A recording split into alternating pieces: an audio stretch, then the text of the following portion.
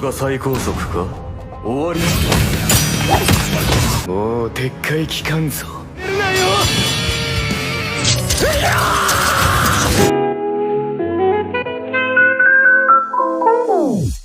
Hey para kru Nemesin Pai, apa kabar? Kembali lagi sama gue di channel yang selalu setia nemenin kalian menjelajah dunia anime tanpa ribet. Di sini kita nggak cuma ngebahas sinopsis biasa, kita bakal nyemplung alur cerita, ngupas karakter favorit, sampai kejutan-kejutan yang bikin kalian mewek atau ngakak. Buat yang belum nonton anime yang kita bahas, jangan khawatir, kita kasih konteksnya.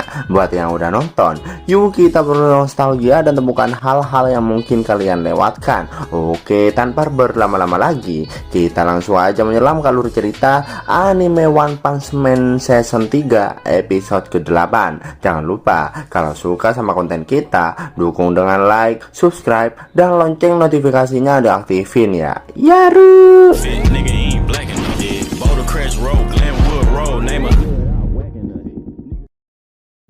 Scene diawali dengan para pahlawan yang mulai masuk ke dalam ruangan bawah tanah markas asosiasi monster. Terlihat Flash yang mengingat perkataan Seal Emperor agar mereka menggunakan alat pemancar dengan baik. Mereka juga diberikan peta buatan Seal Emperor. Itu Seal Emperor lakukan agar mereka bisa berkomunikasi saat genting.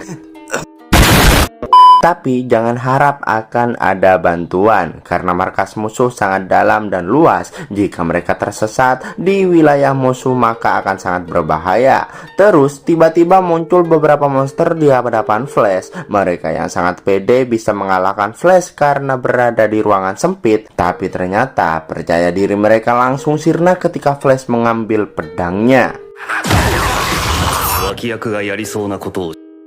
Baru saja Flash mengalahkan monster Kroco, malah muncul dua orang yang sepertinya cukup kuat. Mereka bukan monster ya, tapi manusia yang bergabung dengan asosiasi monster. Mereka yang hendak ngomong langsung diterjang langsung oleh Flash dengan sangat kilat. Dan ternyata mereka bisa menghindari serangan Flash yang sangat cepat. Pertarungan sengit pun tak bisa terhindarkan, yang mana dua orang itu memang sudah lama menunggu untuk bertarung dengan Flash. Flash melawan mereka berdua sendirian.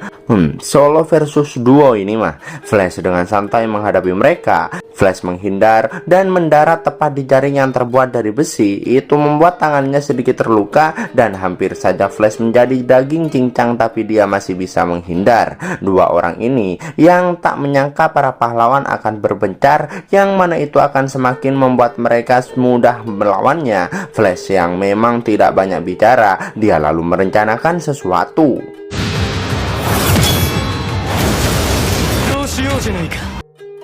Pertarungan lanjut ruangan yang lebih besar, dan tetap saja solo versus duo. Meski diserang berkali-kali, Flash tetap bisa menghindar. Dia tidak bergerak dengan gegabah dan berhasil mendarat dengan sempurna. Tempat luas itu mereka rebut paksa dari para monster agar pertarungan dengan Flash menjadi lebih luas. Kita pun diberitahu nama mereka, bukan nama asli sih, tapi nickname, yaitu Angin Ribut dan Api Neraka. Gimana ya cara memanggilnya? Biar gampang kita panggil ini Angin dan ini Api. Dan pertarungan pun kembali terjadi. Sepertinya kali ini kecepatan pertarungan semakin meningkat. Di sela-sela pertarungan, Flash bertanya siapa yang mengutus mereka berdua. Ketika pertarungan jeda sejenak, Angin berkata jika yang mengutusnya adalah Raja jual beli organ, yaitu Abu Rabozu. Flash pun tak percaya dengan perkataan Angin karena Abu Rabozu telah dibunuh oleh dirinya. Angin sedikit terkejut, dia pun berganti ke raja narkoba, yaitu Harold. Tapi Harold ternyata juga telah dibunuh oleh Flash.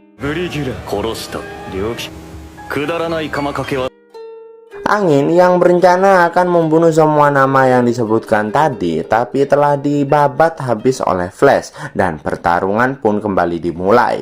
Mereka berdua mengitari Flash dengan sangat cepat dan menerjang Flash, tapi Flash masih bisa menahannya hingga membuat asap yang menutupi penglihatan. Di tengah itu, tiba-tiba dengan kilat Flash menyerang. Flash selalu bilang agar mereka mengeluarkan kekuatan asli mereka yang sebenarnya, yaitu kekuatan monster. monster. Flash tahu karena sudah curiga dari awal. Mereka yang baru saja mendapatkan kekuatan monster pasti tidak terbiasa dengan kecepatan tertingginya. Oleh karena itu, mereka membawa Flash ke tempat yang lebih luas. Karena Flash sudah tahu, mereka pun menunjukkan kekuatan monster mereka yang asli. 誘いに乗ってやったと。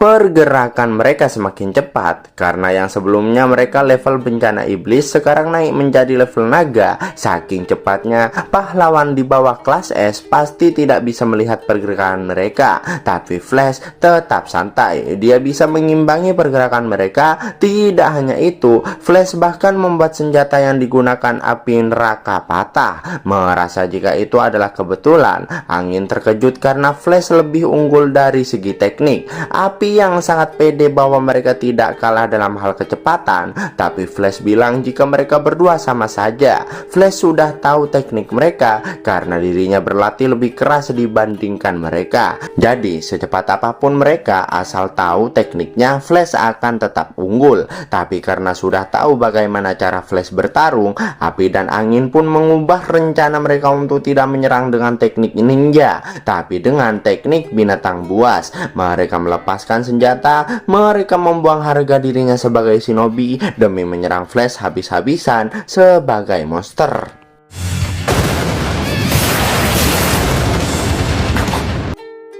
Di tengah Flash yang benar-benar dibuat babak belur, dia bahkan kehilangan senjatanya, bahkan juga sampai muntah darah. Tapi secara nggak diduga, tiba-tiba insting membunuh Flash kembali bangkit. Dia melakukan tendangan kilat tepat mengenai mereka berdua. Itu bahkan membuat mereka tidak bisa bergerak. Dan saat itulah Flash melancarkan teknik absolut yang membuat tubuh angin dan api terbelah menjadi dua bagian.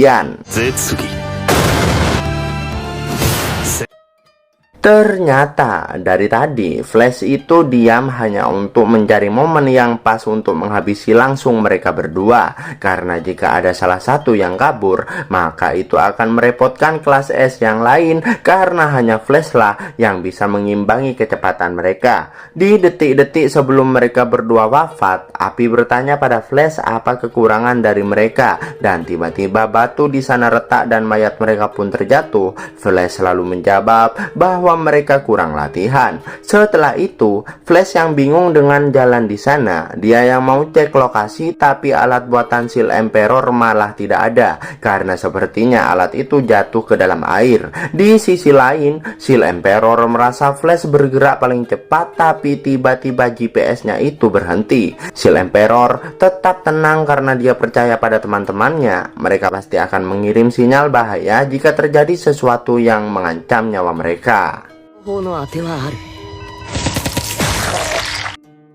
Shield Emperor terkejut melihat tubuh Metal Knight yang rusak karena melawan Orochi. Di sini dia memanfaatkan data yang ada di tubuh Metal Knight untuk melihat informasi apa saja mengenai markas asosiasi monster. Shield Emperor penasaran apakah ada monster yang paham di bidang teknologi, karena tubuh Metal Knight itu dibongkar dengan sangat rapi. Dan akhirnya Shield Emperor menemukan informasi rute menuju ke tempat Sandra. Karena sudah banyak pikiran, agar otaknya lancar, Shield Emperor makan permen dulu nggak sih? Tapi tiba-tiba muncul monster di hadapannya. Monster ini adalah pengelola monster tingkat menengah di sana, tapi bukan petinggi. Terlihat kayaknya monster ini suka ngomong. Dia bahkan sangat pede bisa mengalahkan Shield Emperor yang tubuhnya bocil. Bahkan dia menghayal akan menjadi Raja Iblis setelah Orochi.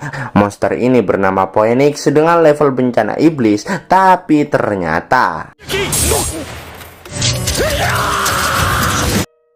di sisi lain, terlihat beberapa monster yang menjaga penjara Sandra. Tiba-tiba ada kodok melompat yang masuk dan menghampiri anak Sandra ini. Bocil ini teriak, tapi mulutnya ditutup oleh kodok itu, guys. Dan secara nggak diduga, asap beracun muncul. Itu membuat monster penjaga pingsan. Shield Emperor lalu masuk dan menyelamatkan Waganma, yaitu bocil Sandra ini. Namun tiba-tiba muncul monster lumpur dengan level bencana naga, Shield Emperor mencoba menebas lumpur itu tapi tidak mempan karena ternyata monster lumpur ini kebal terhadap tusukan dan tebasan. Tapi bocil pintar ini tak kehabisan cara. Dia memasukkan bahan bakar pada tubuh monster lumpur itu dan membakarnya.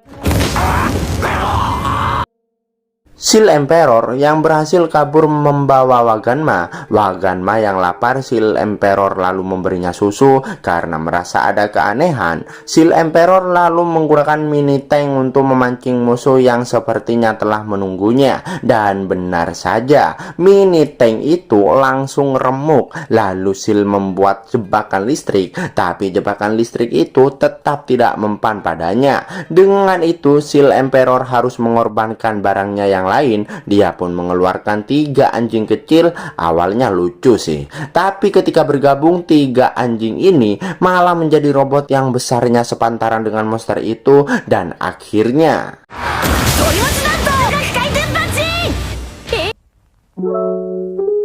nah, itu dia alur cerita yang kita bahas hari ini. Seru banget kan? Dari awal sampai ending bikin gregetan, haru, sampai senyum-senyum sendiri. Jangan lupa share pendapat dan teori kalian di kolom komentar ya. Kita mau banget dengar suara kalian. Jangan lupa juga subscribe dan nyalain notifikasi biar nggak ketinggalan episode breakdown anime seru lainnya. Untuk kalian yang request anime tertentu, tulis aja di komentar. Siapa tahu jadi video berikutnya. Sampai jumpa di video anime senpai selanjutnya. Stay awesome dan tetap semangat jalani hari ini. Yaru.